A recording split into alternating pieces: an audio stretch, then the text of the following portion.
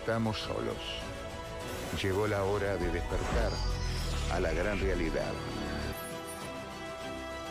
Ufología, esoterismo, fenómenos paranormales y mucho más desde Santa Clara del Mar, Argentina, para todo el mundo. Bienvenidos a Noches de Misterio.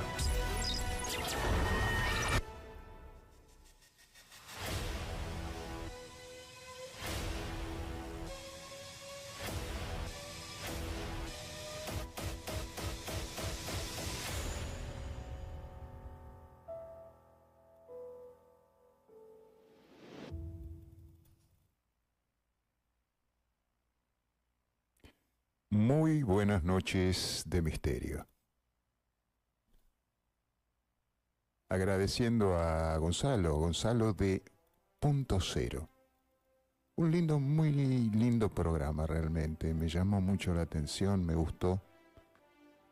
Y el día jueves de esta semana me realizó una pequeña entrevista sobre un tema misterioso, ¿no es cierto? Como los que tratamos nosotros. El tema era la expedición del coronel Fawcett, del teniente coronel Fawcett, allá por 1925. Por lo tanto, agradezco a Gonzalo y agradezco a la gente de Punto Cero por FM Class, en provincia de Buenos Aires. El principio del siglo XX, me refiero a 1910, 1920, se generaron muchísimas cosas. El ser humano avanzó muchísimo. Venía desde la industrialización el siglo anterior. La gente se afincaba más en las partes de la exploración y exploraban muchísimos lugares. Por supuesto que quedan muchísimos más por conocer de nuestro planeta. Pero fue un principio de siglo bastante complejo. En 1912 se hunde el Titanic, el navío que no se podía hundir nunca y sin embargo lamentablemente choca contra un iceberg y termina en el fondo del mar. 1911, Hiram Bingham descubre nada más y nada menos que Machu Picchu. Aunque en realidad, que me disculpe don Hiram Bingham, pero el que realmente la descubrió fue un peruano, Lizarraga, años antes, basándose en lo que le contaban los indios, los aborígenes, y en base a una expedición que llevó a cabo un alemán que el tiempo hizo que perdiéramos su nombre, que fue el verdadero pionero que llegó hasta ese lugar, altísimo lugar.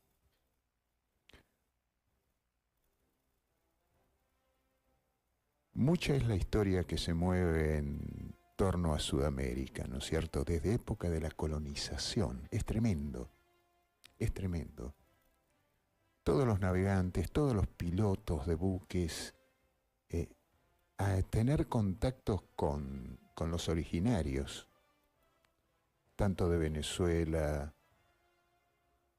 Colombia, Ecuador y hasta el mismo Perú, se llenaban de información de que en el corazón del Amazonas existía una ciudad, una ciudad, o yo llamaría una red de ciudades muy antiguas, tan antiguas que ya en ese momento estaban prácticamente cubiertas por la selva, ¿no? El infierno verde, como lo llamaba Fawcett. Ciudades que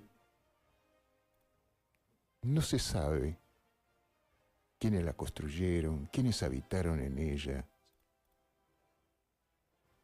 Y aquí empieza la historia del coronel Fawcett. Coronel Fawcett, un personaje bastante interesante, ¿no es cierto? como dijimos antes, teniente coronel del ejército británico, había actuado en Ceilán, había actuado en los Balcanes, estuvo en la India, también estuvo en Argel, pero en Argel no como militar, sino como, digamos, agente secreto, una especie de 007 de principios del siglo XX, haciéndose pasar por comerciante, por un empresario. Una persona muy avesada en cartografía, geografía.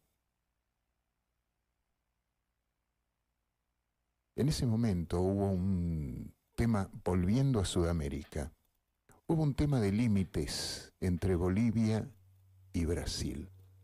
Tenían que delimitar las fronteras, no estaban delimitadas. Creo que tenemos un mapa de la antigua Sudamérica donde aparece un límite que fue cartografiado por el coronel Fawcett. Terminó su trabajo. Al terminar su trabajo había gente que lo ayudaban para realizar sus tareas. Iba con unos equipos pesados y tenían que recorrer amplios ríos y cadenas de montaña también. Uno de estos indios le muestra algo. Este es el coronel Fawcett. Pero lo que le muestra este indio es una tablilla, una extraña tablilla con unos jeroglíficos, con un total de, si no me equivoco, 25 símbolos interesantes. Él le dio una importancia tremenda a esto. ¿Por qué? Porque llegó a reconocer algunos de los símbolos. Muchos de esos símbolos, algunos de ellos similares a los de Rapa Nui, la de Pascua, y símbolos que también había descubierto en Ceilán, con una rica historia hindú.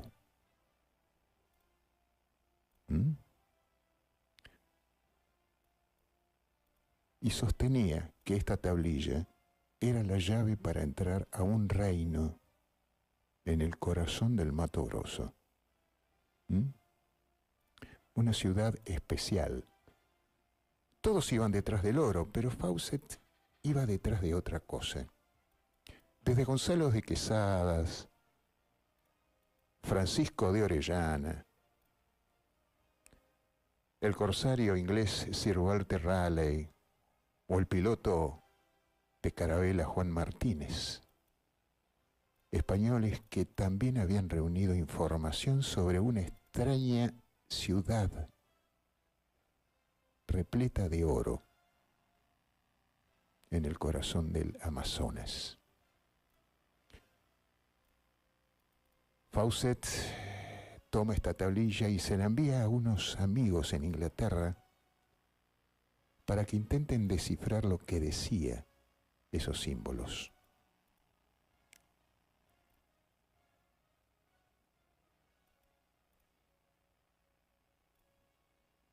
En un momento le devuelven la tablilla.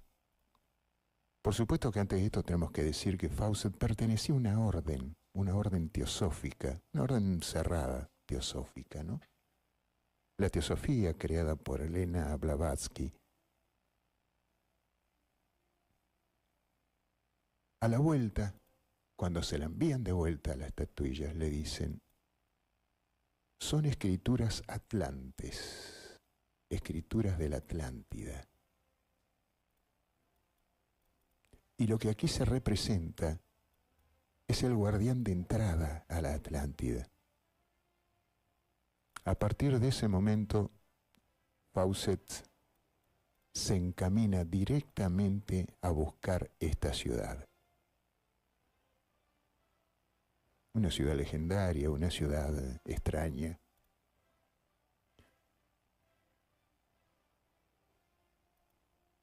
Hace 3 expediciones. En la última es donde no se sabe más qué ocurrió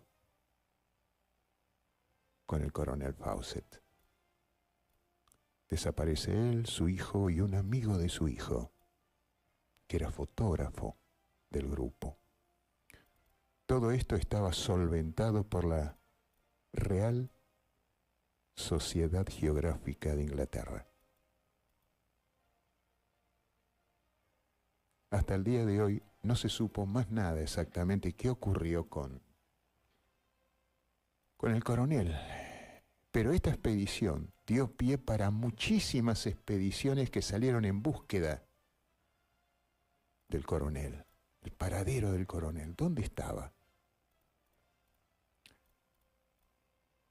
Hasta el mismísimo Rockefeller, la familia Rockefeller,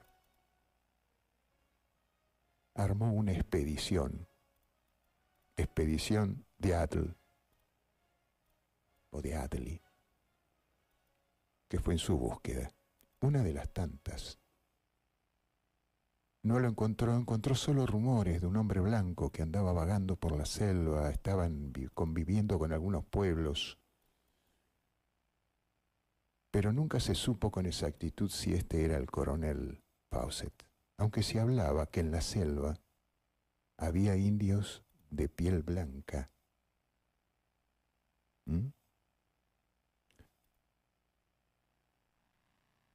Más tarde, Orlando Vilas-Boas, antropólogo brasileño, también fue en su búsqueda. Encontraron restos, indios los llevaron hasta donde había unos restos. Mandaron a estudiar los restos y, bueno, no pertenecían a Fawcett. Y continuó la historia y el misterio. Hasta el día de hoy es prácticamente imposible saber el paradero de este general. Si encontró este coronel, si encontró realmente la ciudad y se quedó a vivir en ella, si los indios lo mataron. Obviamente tenía que recorrer amplios espacios en la jungla y justo cuando se iba a encaminar, su último puesto, al que llamó Caballo Muerto, para tomar el río Xingú y remontarlo. El río Xingú es afluente del Amazonas. El Amazonas es donde se pierde también don Francisco de Orellana buscando algo, ¿no? Ustedes recordaron, Francisco de Orellana aparece en una de las sagas de Indiana Jones. Aparece el cuerpo. Pero nunca se supo exactamente qué pasó. Así que es un misterio más en la larga lista de misterios. Nosotros ahora vamos a ver si nos podemos comunicar con el amigo investigador Carlos Vale para que me adelante algo más si conoce del tema de Fawcett y después hablar de nuestros temas, el tema de los ovnis. Vamos a ver si nos comunicamos. Hola, Carlos. Hola, Mario. Buenas noches, ¿qué tal? ¿Cómo te va? Muy bien, ¿me escuchas bien? Sí, te escucho bien. Vos a mí también, ¿no? Sí, perfecto. Bárbaro. Carlos, vos sabés que estábamos hablando, antes de entrar de lleno a los ovnis, vos que sos un gran entendido en eso, sí. Estábamos hablando de Fawcett. Sí. ¿Qué podés agregar sobre la expedición Fawcett, más allá del misterio que ronda hasta el día de hoy? El coronel Fawcett. Y bueno, desde hace mucho tiempo hay mucho escrito sobre él, pero nunca se encontró evidencia de que estuviera vivo o de que haya quedado con algunos nativos, porque no desapareció él solo, desapareció con el hijo y un amigo. Exacto. Y yo me acuerdo de que el caballo lo habían encontrado, porque habían ido con un caballo. Sí, sí. Me acuerdo de haberlo leído en el libro, eso. Y bueno, después hubo mucho escrito, muchas películas. Yo no hace mucho vi la película de la ciudad perdida Z. Sí, exacto. Creo que le hicieron en el 2009. No, 2016. 2016, ajá. 2016, sí. Y bueno, y hace 4 o 5 días se cumplieron 100 años de la desaparición de Fawcett. Mira. Porque lo tienen como desaparecido el 29 de mayo del 1925. Vos que sos una persona muy leída, ¿vos recordás el libro que escribió este periodista alemán en Brasil, Karl Brugger? Las crónicas de Acacor, ¿te acordás? Crónicas de Acacor, sí. Que tal vez tenga algo que ver con esta ciudad también, ¿no? Donde también. Un aborigen. Puede ser, porque también era en el Amazonas, también habían hecho una expedición. Exacto. Sí. Hacia las sierras del Roncador, decía Tatún Canara, aquel el indio que le contaba las historias. Sí, también lo leí ese libro, también lo tenía, Crónicas de Acacor, y también era algo parecido, iban a ver qué había en el Mato Grosso, que todavía no se sabía mucho, ¿no? Y había una persona de ahí que lo llevaba, ¿no? Lo llevó por el río, ¿de acuerdo? Sí. Y también hay una película de esas. También hay una película, exacto. Bueno, siempre resultó misteriosa la selva amazónica, ¿no? Sí. Y se sabe que ha tapado un montón de construcciones. También se sabe que tal vez lo que buscaba Fawcett o de lo que hablaba Tatún Canara era de una red de ciudades ocultas bajo la selva. Bajo la selva, sí. Bueno, después fueron a buscarlo 13 expediciones más. Ajá. Y desaparecieron 100 personas. Está como los aviones que fueron a buscar en Norteamérica con barcos, submarinos, y después desaparecieron barcos. También desaparecían allá en el Triángulo. Algo similar fue, algo parecido.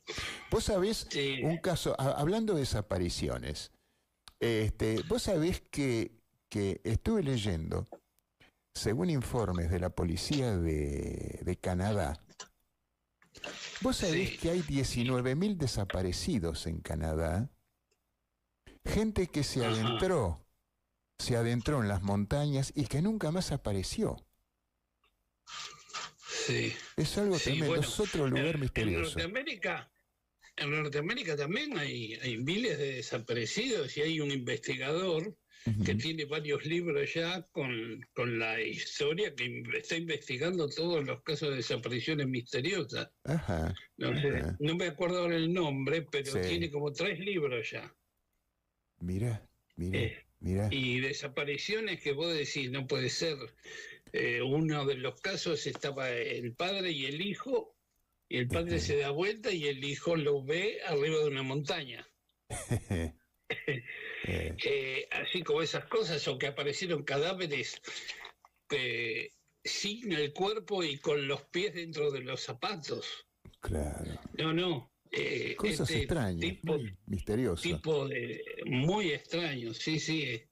Yo he visto resúmenes de esos libros y vos decís, no puede ser que sea verdad. Había sido policía el hombre y después de todos los casos que había investigado, cuando se retiró siguió investigando los casos de desapariciones.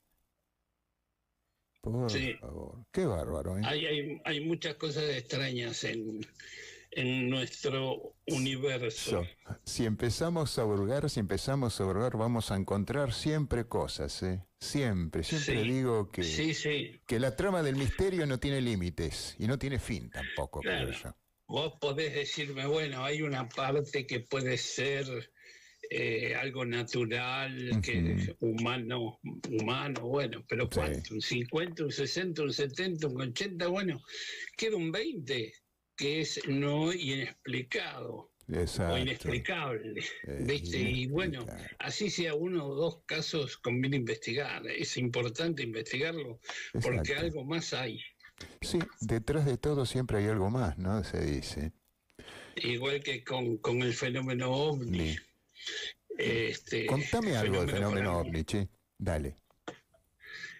Y para mí el fenómeno existe. Es real. Todavía no sé cuál es su procedencia, no me animo a decirlo, pero tengo 50 hipótesis ya de la posible procedencia, 51. Pero el caso que yo te iba a relatar hoy los va a dejar pensando a mucha gente. A ver, dale. No sé si vamos a poder relatarlo todo, pero bueno, si no, hacemos una parte. Gran parte, dale. ¿Querés que empiece? Arrancá cuando quieras, dale. Somos muchos los que te escuchamos. Somos muchos los que te escuchamos, ¿eh?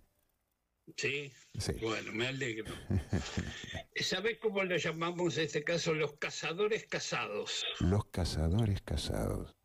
¿No escuchaste hablar del caso de los cazadores casados? Sinceramente no.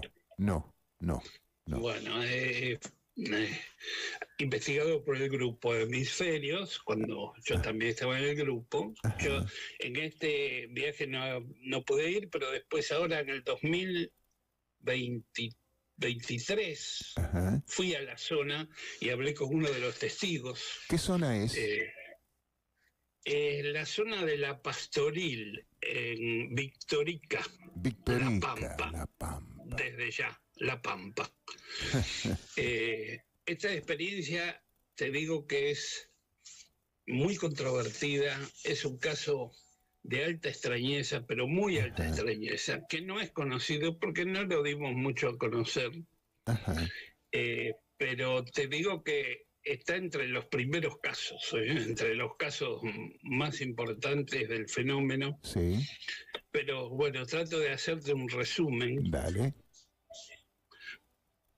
La experiencia que voy a relatar es uno de los casos más espectaculares del fenómeno OVNI. Dadas las características especiales de este episodio, le ocurrió a 3 hombres el día 26 de agosto de 1996. Solo pensar que la duración misma del fenómeno denunciado se extiende durante más de 5 horas, Mario, y sobre una longitud de ruta de casi 380 kilómetros. Bueno. ¿Tenés algún caso parecido? No, sinceramente no. Creo que esos son suficientes datos para asombrar al más desprevenido. Sí, es verdad eso. Siendo uno de los episodios más complejos sobre el fenómeno OVNI, después el grupo hizo un relevamiento el otro año, en el 97, habló con los testigos y hizo el recorrido de los 380 kilómetros con varias personas más que fueron con el grupo a investigar. Yo no pude ir, pero hablaron con todos los testigos que ellos hablaron en el camino, con policías, con gente de las estaciones de servicio.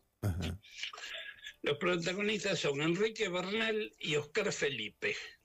Esos son los 2 cazadores casados que cazaban caza mayor, ¿viste? Iban a cazar jabalíes a La Pampa. Ellos eran de Buenos Aires, de la ciudad de Rivadavia. Sí. También llamada Estación América, porque creo que la cabecera de la ciudad de Rivadavia es América. Bueno, esta gente era aficionada a la caza del jabalí y para practicarla frecuentaban los cotos de caza del oeste de La Pampa.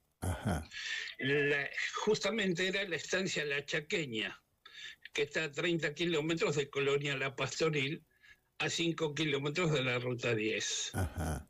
todos los caminos, salvo la ruta 10, son picadas o senderos de arena. Muy difícil para el tránsito vehicular, si no vas con una camioneta 4x4, ¿no? Claro. Jorge Sánchez, residente de la ciudad de Victórica, unos 70 kilómetros antes de Colonia La Pastoril. Bueno, con este testigo estuvimos nuevamente hace 3 años, hablando con él, y nos relató lo mismo que nos relató, que habían relatado en aquel momento, ¿no? Sí. Y conocía desde hace tiempo a estos 2 cazadores, quienes lo esperaban en Victórica el 24 de agosto del 96, por la tarde, él para brindarle su servicio de guía y apostarse con ellos durante la noche en un coto de caza, ahí de La Pampa. Ajá. Estando ya apostados dentro de la protección de un mangrullo, para poder ver bien, construido especialmente para las largas noches de vigilia de los cazadores. Claro. Frente al mangrullo hay un bebedero artificial donde bajan los jabalíes a tomar agua. Les aparece, bueno, se pone oscuro el día, la noche, con una temperatura que desciende a 10 grados bajo cero. Sí, señor. Y están apostados esperando un jabalí. A las 11 de la noche del 24 de agosto del 96, hasta el momento no habían podido ver ningún cerdo salvaje, pero repentinamente, hacia la derecha del apostadero se eleva, en los montes de Caldenes secos, un resplandor rojizo, muy intenso. Los cazadores dicen, es un fuego, parecía un fuego cercano. Sin embargo, se percatan que el viento que proviene de la misma dirección del destello rojo no trae ceniza ni olor a quemado. Entonces dice, no es un fuego, tampoco se escucha ruido alguno. Sí. Solamente se ve la luz que sigue levantándose como una cúpula con un centro amarillento sin esperarlo. Y repentinamente la luz se apaga y todo vuelve a la normalidad. No pasó nada. No pudieron saber qué era, ni se enteraron, ni les pareció algo raro. Sí. La siguiente noche fue algo que estas personas no se van a olvidar hasta el fin de sus vidas. La próxima noche, el 25 de agosto, sigue siendo mala para la casa. Bernal, Felipe y Sánchez están apostados, pero no aparece ningún jabalí a beber agua de la laguna. Sí. Nada, no se van a poder llevar ningún jabalí. Entonces, se quedan con el recuerdo del resplandor que había aparecido en el monte, que había inquietado a Bernal de manera notoria porque no lo quería confesar a sus compañeros para no alarmarlo. Sin embargo, esa noche, sobre el cielo, hay una estrella muy brillante y celeste, bastante más grande que el lucero, que individualmente ha llamado la atención nuevamente de los 3 hombres. A las 23:30, con 10 grados bajo cero, levantan campamento, ya que no había jabalíes, se meten en la camioneta y emprenden el regreso. Y acá viene la trayectoria de 380 kilómetros. Desde ahí hasta la casa de ellos en la ciudad de Rivadavia. Bueno, van hasta Victórica, donde planean hacer la primer parada y dejar a Sánchez, al guía, en su casa.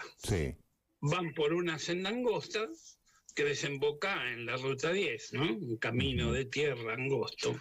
En ese momento, cuando ven delante de ellos cierta distancia, lo que parece ser faros de otro vehículo con una luz roja. Similar a la que utiliza la camioneta de Fauna para controlar la caza furtiva. Oscar Felipe está conduciendo la camioneta y ve que la luz se aproxima. Entonces se hace a un lado del camino para permitirle el paso. Y ante el asombro de todos, la luminosidad de varios colores, pauta de comportamiento del fenómeno, parece elevarse y girar hacia la izquierda. Para Bernal ya no cabe duda que se trata de un ovni, pero Felipe se resiste a esa posibilidad y sigue pensando que era la camioneta de Fauna que se elevó sobre un médano y que desde su posición no la pueden percibir. Bueno, puede ser.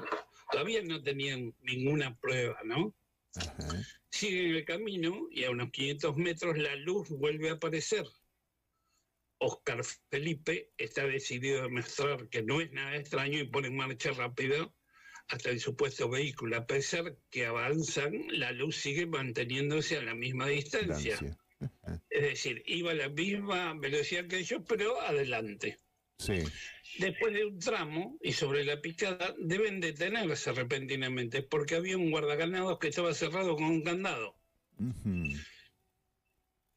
Pero ellos vieron que la supuesta camioneta de Fauna había pasado por esa tranquera y no había parado. Claro. Se percatan que la luz pasó por allí sin parar. Los tres bajan del vehículo y miran por dónde pueden avanzar. Al costado hay un acceso, pero las luces de su casa dejan ver otro vehículo extraño. No hay huellas de ruedas. Nadie parece haber pasado por ahí recientemente. Claro. Entonces, ¿por dónde pasó el supuesto vehículo que ellos veían delante? Raro. Era aéreo. Vuelven a subirse a la camioneta y pasan por el costado. Ya no se divisa ninguna luz, aunque es imposible que Fauna haya atravesado la tranquera sin detenerse. Obvio. Bueno, hasta acá ya es algo medio extraño, ¿no? A ver. Ingresan a la ruta 10. Y bueno, y comienza el derrotero. Toman por la derecha el asfalto. Sí. E instantes después, una repentina e intensa luminosidad que se ve desde la parte de atrás hace pensar a Felipe en un auto muy cercano. Sánchez y Bernal tienen sus miradas clavadas al visor trasero de la cabina. No es camioneta, le dicen entrecortadamente Bernal, y pide a Felipe que se detenga al costado del camino. Claro. Felipe no, si acaso pensaba que era un vehículo, seguía pensando que era un vehículo. Claro. 150 metros más, Felipe detiene la camioneta ante la insistencia de sus compañeros y los tres descienden de la camioneta. Pasa que la camioneta se para el motor cuando ellos se ponen en la banquina. Bueno, contemplan un verdadero prodigio. A unos 200 metros, apenas rebasando el cruce de la Pastoril, y entre un médano que corta la ruta, se haya detenido un objeto elíptico, enorme y fuertemente iluminado. Ligeramente elevado sobre el camino, pauta de comportamiento, 4 o 5 metros quedan elevados estos objetos bamboleándose como si estuvieran flotando. Exacto. Una luz celeste que recuerda a la soldadura eléctrica, llegan a ver, y tiene un orificio central que despide un haz de luz blanco que los ilumina intensamente. Este haz de luz blanco los ilumina. Ellos ven el objeto, ven la forma. Bajo el cuerpo principal ven 2 hileras de luces multicolores, verdes, rojas, amarillas, azules, que cambian rítmicamente la tonalidad, y a los costados de la elipse se hallan suspendidos a distintas alturas otros 2 cuerpos elípticos más pequeños, que son una réplica en escala del objeto grande, como si fueran 2 hijitos. Pero más pequeños, más pequeños. Más chicos. La visión de estas personas es impactante. Imagínate, 150, 200 metros, ver eso. Hay otros casos en donde se ve el objeto y otros 2 objetos pequeños a los costados. Porque estuvimos buscando casos similares, ¿no? Claro. El ovni es de gran tamaño. El relato de los 3 testigos es coincidente al señalar que los extremos de la elipse llegan al borde de los médanos, a los costados de la ruta, es decir, ocupa toda la ruta. Por lo tanto, tiene una longitud que holgadamente supera los 50 metros de largo. Exacto. De pronto, ante el intenso frío de 10 grados bajo cero de la noche, sienten una ráfaga de aire cálido tibio. Con ello, un aroma similar al del ozono que les invade. El ozono, oxígeno 3, otra pauta de comportamiento del fenómeno. Que cuando se acercan al fenómeno se siente olor a azufre o a ozono. Exacto. Los tres comienzan a sentir picazón en la garganta y el rostro empieza a temer algo que describen como una contaminación posiblemente producida por el sistema de navegación o propulsores de ese aparato. Es decir, ellos sienten un olor a ácido, un olor extraño. Casi sin pensarlo, suben nuevamente a la camioneta y parten rápidamente. Al principio no teníamos miedo, sino emoción. Todo eso nos sobrepasa cuando sentí el olor ácido. Cuenta Bernal. Grité instintivamente, rajemos de acá, dijo. Es decir, al estar cerca, sabemos que estar cerca de los objetos no es bueno. Por la supuesta microonda o electromagnetismo que emiten estos aparatos. Propia radioactividad. A muchos testigos les ha hecho daño, pauta de comportamiento. Bueno, pero acá no termina, ahora viene todo el camino. A ver. Y lo siguió 380 kilómetros. Este objeto lo siguió 380 kilómetros. Así es. La enorme masa luminosa se eleva de su estancia en la ruta y se aproxima al vehículo de los cazadores a no más de 150 metros. Se le pone adelante. ¿Viste cómo pasa en La Pampa? Se le pone la luz, se pone adelante de la camioneta, sobre todo de la policía, y les va iluminando el camino. Claramente muestra la intención de navegar cerca de la camioneta, pues se pone de un costado, después se pone del otro. Los testigos afirman que hubo momentos en que el objeto parecía materializarse y desmaterializarse, para luego aparecer en otro lugar. A poco de salir, el ovni se eleva y queda estacionado a la misma altura que un médano. Pero desde dentro de la masa luminosa una serie de luces emergen, como si se tratara de una caravana de autos puestos en fila, que están llegando a ponerse muy cerca de la caja de la camioneta. Es decir, sale una luz del objeto que está llegando casi a la caja de la camioneta, donde están ellos por la ruta andando, ¿no? Disparando. Y en una ruta solitaria encima. Sí, solitaria. Pasaba un auto cada tanto. Unos instantes después, la luz más grande vuelve a absorber a la restante y hace una maniobra veloz que la pone ahora justo frente a la camioneta. Es decir, el objeto al final aparece la luz más grande y se pone adelante de la camioneta. Parecía querer demostrar todo lo que podía hacer. Demostrarle a ellos que las cosas que podía hacer, porque se movía en direcciones distintas, en milésimas de segundo, delante y atrás de la camioneta, iluminándonos con haces de luz verde, cuando pasaba por arriba nuestro. Cuando pasaban por arriba de la camioneta, los iluminaba con luz verde, le quedaba toda la caja y toda la cabina iluminada de color verde, claro. Era como que los estuviesen estudiando también, ¿no? Claro, como estuvieran reseteando. Exacto. Por momentos viajaba por encima de los alambrados, a los costados, y en otros se ponía delante nuestro, de la mano contraria, siguiendo nuestra misma velocidad. Bueno, esto también tengo casos de objetos que hacen lo mismo con otras, generalmente con la camioneta de la policía en La Pampa.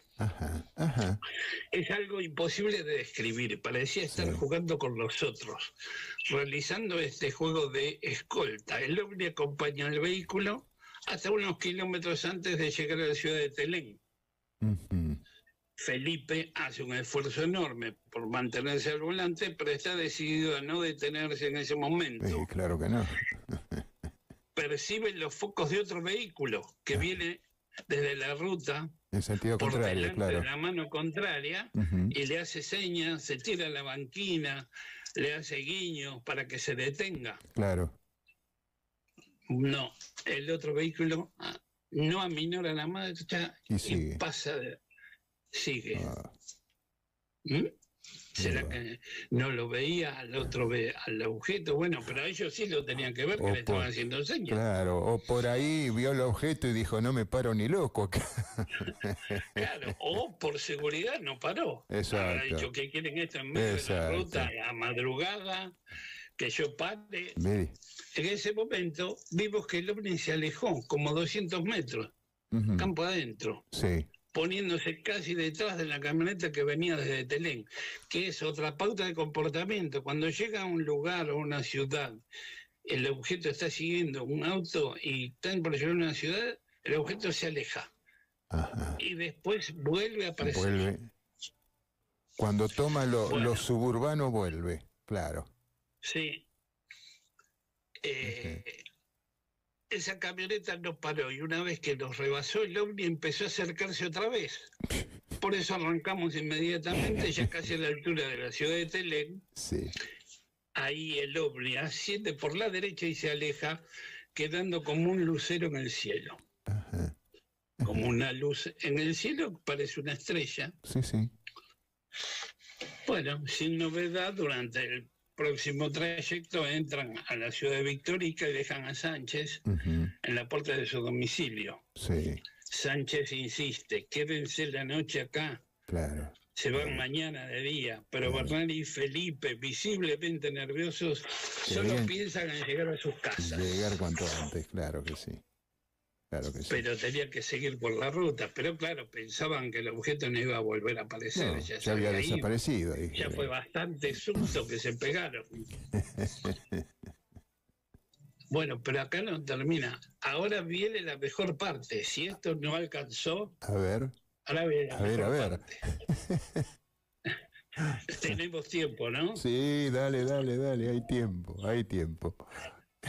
Antes de salir de la ciudad de Victorica, cargan combustible y conversan sobre lo ocurrido con el empleado que los atiende en la estación de servicio YPF.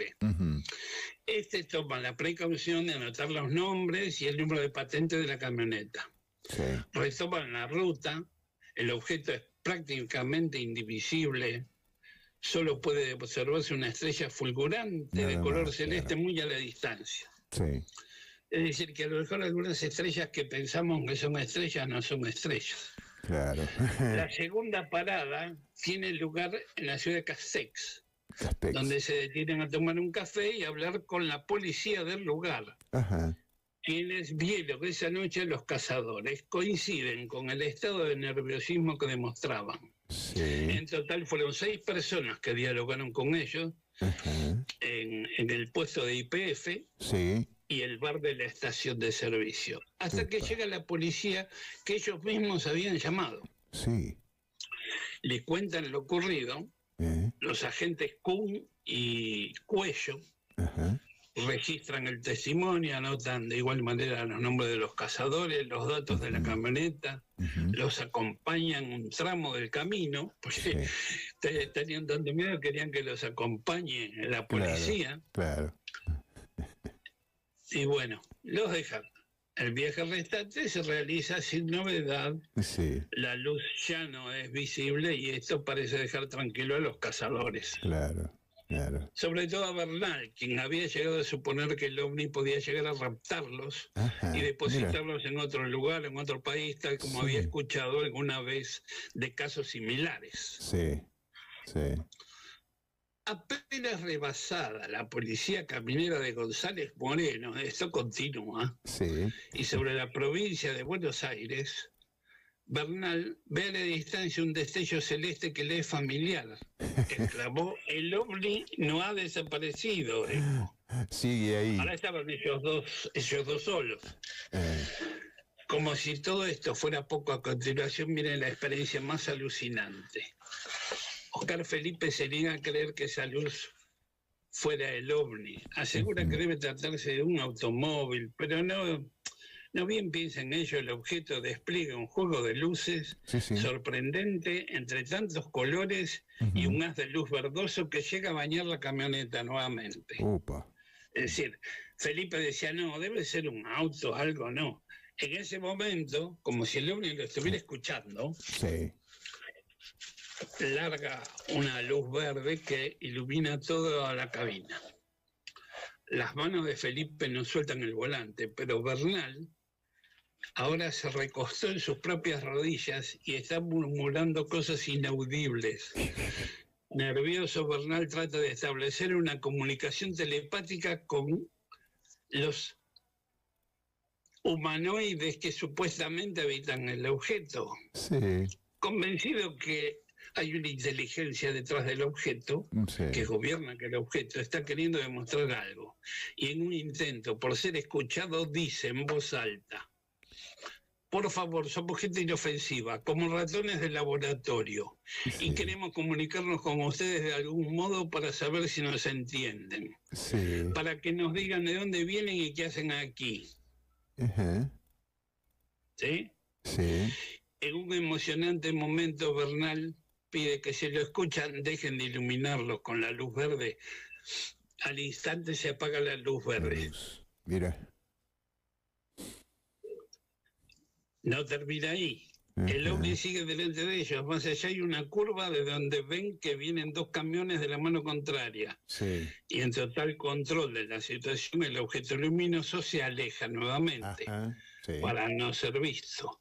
Sí. Los camiones pasan y se alejan. En ese momento la luz comienza a acercarse nuevamente y se pone frente a ellos. Estaba jugando, ¿viste? Con ellos, le estaba mostrando lo que podía hacer. No, tenía movimientos inteligentes también, obviamente. Claro. Obviamente. Bernal intenta probar de vuelta, a ver si su contacto fue casualidad. Sí. Su contacto supuestamente telepático, y vuelve a pensar que si lo están escuchando, vuelvan a iluminarlos con otra luz, naranja o roja. Al instante un destello rojo invade toda la visión y parece penetrar en la cabina sin proyectar sombras. Significa que lo que iba en ese platillo, lo que venía, lo que iba, o sea, conocía perfectamente en contacto con lo que pasaba en el habitáculo de la camioneta. Sí, o con lo que pensaban. O con lo que pensaban. Ya sin palabras y sin intento de dar explicación a cualquier resquicio de duda respecto de lo que tienen adelante, ahí Felipe se convenció. Sobre el cruce de las rutas 33 y 70 a 5 kilómetros de la Ciudad de América, el ovni se pone sobre la intersección y allí despliega toda su capacidad luminosa. Cientos de luces multicolores emergen diáfanas de la suerte de arco iris que abarca toda la vista. Mira. Enmudecidos por el imponente espectáculo, ambos quedan paralizados. Claro. Jamás vimos una belleza tan impresionantes como las luces que despidió el ovni frente a nosotros. No podíamos ver otra cosa que no sea ese espectáculo multicolor. Porque en realidad es un espectáculo que colma la atención. Es un espectáculo ver eso, que colma la atención de una persona. Claro, eso que imagínate. Estar ahí en medio de la noche, de la nada, y que eso te esté siguiendo, te esté iluminando, y que te muestre todas sus luces, como si fueran fuegos artificiales. Todos sus portentos. Que es una demostración. En ese último instante y ante la proximidad del objeto, Felipe suelta el volante y se abraza con Bernal murmurando unas pocas palabras. Eso es el fin. Y penetran a la luz, porque el objeto estaba adelante. Claro. Penetran a la luz que los estaba iluminando. Sí. Momentos después, ven que el ovni se está elevando ya fuera de la bruma que había producido, a la que habían entrado con la camioneta, pero sorpresivamente se percatan que la camioneta se halla sobre el camino hacia América, sin que ninguno de los dos se haya dado cuenta que en qué momento hicieron la maniobra de giro. De giro, claro. Ambos tratan de localizar el objeto, pero ya había desaparecido. Es decir, ellos aparecen en otro lugar de donde entran en la bruma, y supuestamente hay un missing time, una pérdida de tiempo, como que supuestamente fueron abducidos y puestos después en otro lado, pero no quisieron hacerse una, como se dice, algo psicológico para ver qué había pasado en ese momento, que ellos no lo tienen en la memoria, ¿no? Dijamos que lo dejaron así, tal cual. Así. No les pasó nada, no quisieron saber más nada. El horario de llegada a América es cerca de las 5 de la madrugada. Sí. Salieron a las 11:30. 5 horas y media, más o menos el tiempo puede ser que dure el 380 kilómetros. Sí. Bueno, es como ir a Mar del Plata. Sí, más o menos, sí. Resulta que la luz de la ciudad de América estaba cortada cuando llegaron. Estaba cortada toda la luz de la ciudad. El testimonio de los 3 protagonistas es sólido y sincero, con referencia de ser personas muy respetadas en la zona, que también se pudo corroborar, y un dato relevante, certificado en el oeste pampeano, es la serie de observaciones que se dan en la zona de la experiencia de los cazadores, que comienzan unas horas antes del anochecer y concluyen alrededor de las 5 de la mañana. Mira.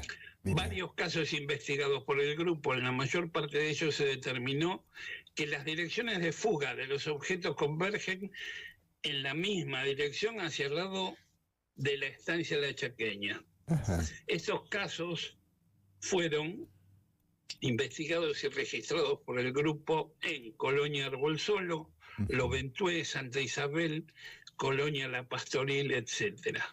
Sin duda esta experiencia ahora tiene un lugar de privilegio entre la ufología argentina. Por supuesto. Pero como te digo, no es muy conocido porque no le hemos dado mucha difusión. No es muy conocido, pero La Pampa es una provincia muy especial también, ¿no? Donde La Pampa, hemos hecho muchos viajes a La Pampa. Muchos casos. La policía ya nos dice, bien, siéntense, nos dan mate y nos empiezan a contar. Vos sabés que tengo entendido que hay dueños de campo que han puesto cámaras en los campos. Sí. Hay un campo que pasamos que se llama La Luz. La Luz Extraña, o La Luz, no sé, tiene el nombre ese porque aparecía la luz ahí cerca de La Pastoril. Porque fuimos muchas veces a investigar. La última vez fuimos en el 2023 y estuvimos por la zona y levantamos muchos casos. Hemos recogido muchos casos de personas que hoy día siguen viendo luces extrañas en el cielo de La Pampa. Policías sobre todo, que están de noche haciendo vigiato.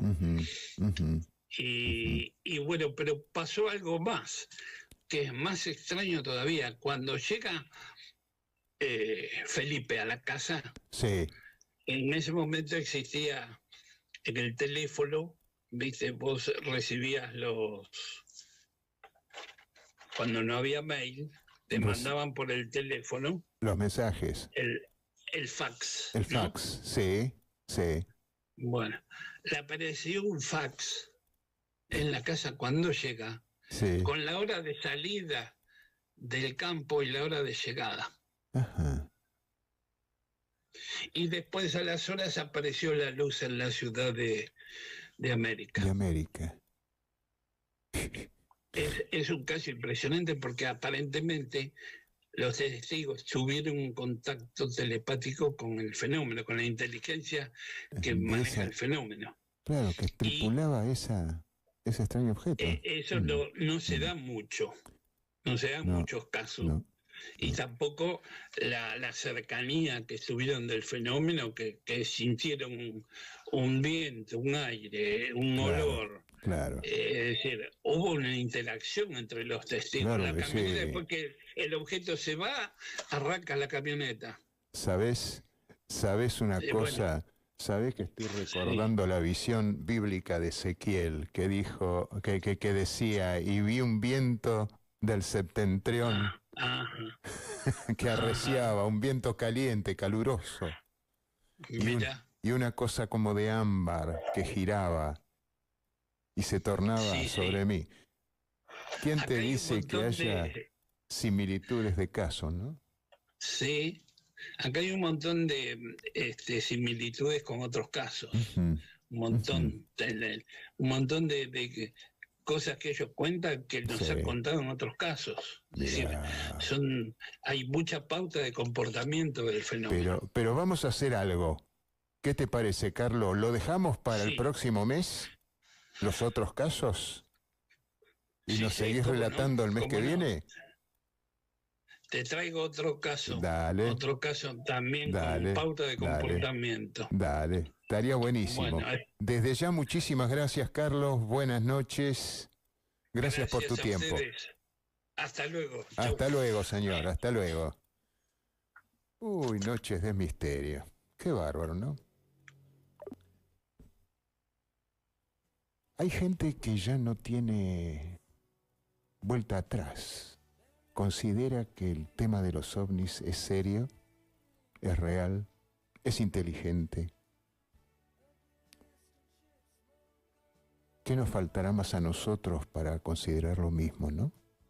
Ser testigos en una noche, en el recuadro del camino, en alguna ruta solitaria. Y bueno, habrá que seguir recorriendo misterios. Hasta aquí llegamos. Muchísimas gracias. Los esperamos el lunes que viene en Noches de Misterio. Y muy buena semana.